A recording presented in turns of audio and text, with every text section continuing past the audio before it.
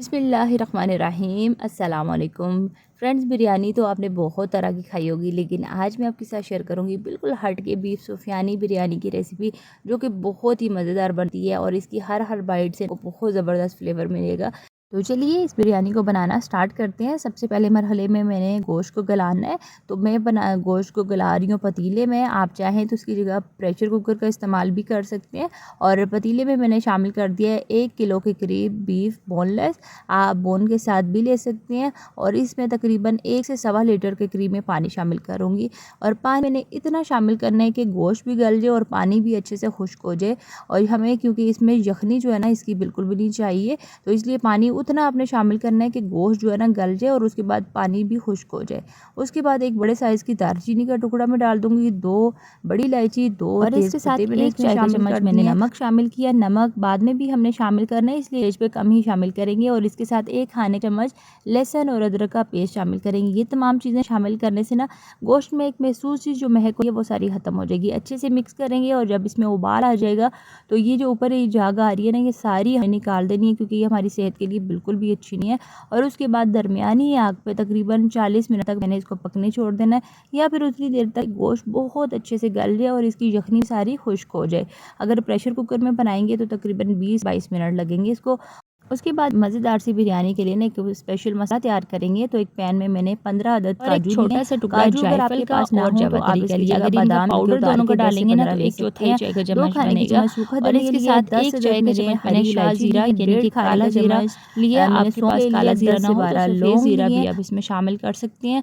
उसके बाद इन तमाम चीज़ों को दरमियानी आग पे मैंने इतना फ्राई करना है कि ये इनमें से अच्छी से खुशबू आने लगी, अच्छे से ये भुन जाए।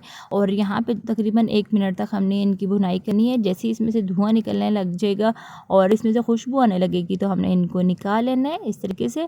और इनको अब मैंने एक बर्तन में निकाल लिया, ठंडे हो जाएंगे। उसके बाद ग्राइंडर में डाल के बारीक पाउडर फॉर्म में मैंने इनको पीस लेना है। अब आते हैं मेन स्टेप की तरफ। तो एक कढ़ाई में मैंने 1 कप के करीब कुकिंग ऑयल ले लिए।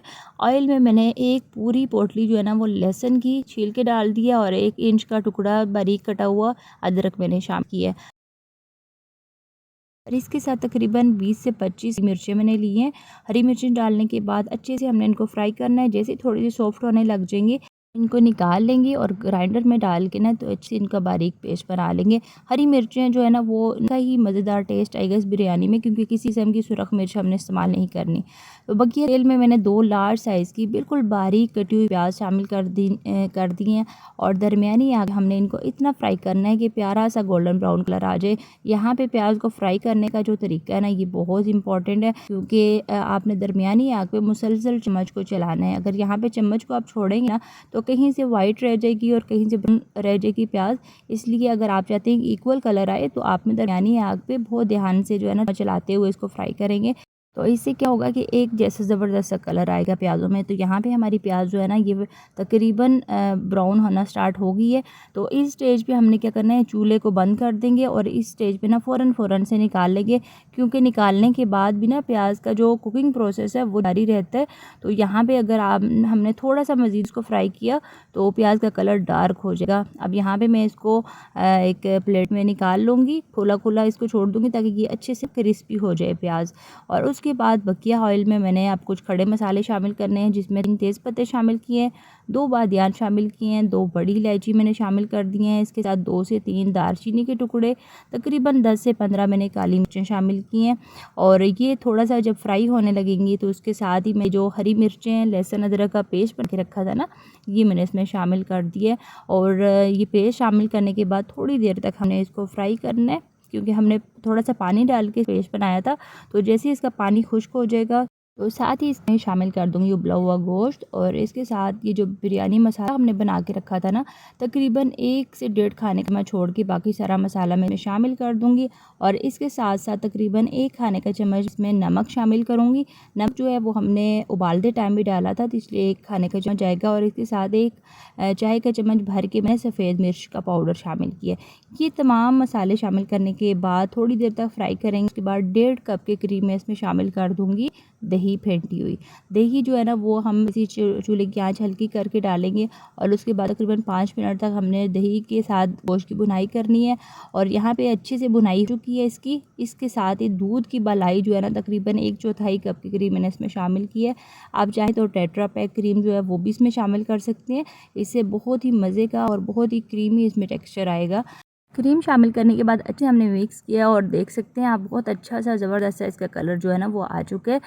क्रीम डालने के बाद मैंने 1 से 2 मिनट तक हमने इसको पकाना है, बहुत ज़्यादा देर तक अब हमने इसको पकाना नहीं। क्रीम डालने के बाद यहाँ पे धनिया, पुदीना और हरी मिर्चें थोड़ी थोड़ी मैंने इसमें शामिल कर स्टेज पे बहुत अच्छा इनसे टेस्ट आता है। और ये तीनों चीज़ें शामिल करने के बाद अच्छे से मिक्स करेंगे और बहुत ज़्यादा हमने इसका अब लिक्विड जो है ना वो सुना नहीं है। और इसके साथ ही जो हमने स्टार्ट में फ्राई करके रखी थी ना प्याज, तो वो हाफ़ प्याज लेके उसको हमाम दस्ते में मैंने दरदरा सा पीस लिया, वो मैंने शामिल कर दिया। अच्छे से मिक्स करेंगे। जैसे ही आप इसमें प्याज डालेंगे ना तो फ़ौरन से इसमें ऑयल जो है ना वो बाहर आने लग जाएगा। चूल्हे को बंद कर देंगे और इसको रख देंगे साइड। उसके बाद चावल जो है ना वो उबाल लेते हैं। तो इस बड़े बर्तन में तकरीबन 2.5 से 3 लीटर मैंने पानी लिया और उसमें तकरीबन 3 खाने के चम्मच या उतना आपने नमक डालना है कि अच्छा खासा जो है ना वो पानी में टेस्ट आना चाहिए इसका। अगर नमक जो है ना पानी का में टेस्ट नहीं आ रहा होगा तो बाद में फिर चावल आपके फीके रह जाएंगे। तकरीबन 3 से 4 खाने के चम्मच जो है ना वो नमक इसमें पड़ा है। और जैसे इसमें उबाल आएगा तो ये 1 किलो मैंने बासमती राइस ले लिए थे, आधा घंटा पहले इनको भिगो दिया था मैंने और ये मैंने इसमें शामिल कर। अच्छा जी, इसके बाद मैंने इसमें शामिल कर दिया आधे लीमू का रस। इससे ना बहुत अच्छे खिले खिले चावल बनेंगे। लीमू का रस अगर आपके पास ना हो तो आप इसकी जगह सिरका 2 से 3 खाने के चम्मच भी शामिल कर सकते हैं। चावलों में जब उबाल आ जाएगा तो उसके बाद तकरीबन 4 से 5 मिनट तक हमने इसको पकाना है। और या फिर इतनी देर तक पकाना है कि ये इनमें 3 से 4 कनी जो है ना वो चावल कच्चे होने चाहिए। इस तरीके से मैं मसल रही हूँ ना तो थोड़ा सा सख्त लग रहा है चावल। उन चावलों को मैंने उतार लेना है और उसके बाद छलनी में डाल देंगे। नेक्स्ट स्टेप में हमने लेयर लगानी है चावलों की। तो बेस में मैंने एक बड़े खुले बर्तन में थोड़ा सा ऑयल और पानी डाल दिया। उसके बाद ये उबले हुए चावल शामिल किए हैं और इसके बाद मैंने इसमें शामिल कर दिए ये जो हमारी कौरमा था, ये मैंने सारा इसमें शामिल किया है। कौरमा शामिल करने के बाद जो हमने धनिया, पुदीना और स्टार्ट में बचा के रखी थी ना प्याज, ये मैंने इसमें शामिल दिए। और यहाँ पे जो है ना दोबारा से चावलों के लेयर लगाएंगे और बाकी जितना भी कौरमा है ना ये सारा मैं इसके ऊपर डाल दूँगी।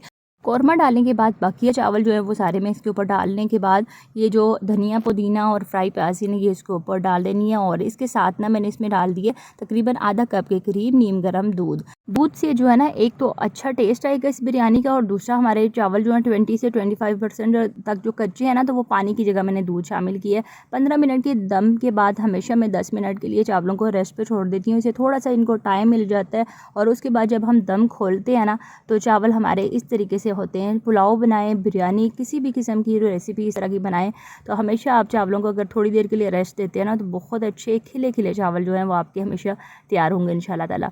यहाँ पे मैं इनको डिश आउट करी हूँ और हमारी ज़बरदस्त सी बीफ सूफियानी बिरयानी जो है ना वो तैयार हो चुकी है। और इसके जो टेस्ट है ना बहुत ही ज़बरदस्त है। इसकी जो बोटी है आप देख सकते हैं बहुत ही सॉफ्ट है और बोटी बहुत अच्छी गली हुई होनी चाहिए, टूटी बिल्कुल नहीं है कौरमे में, लेकिन बहुत अच्छा टेस्ट आया इस कौरमे के साथ।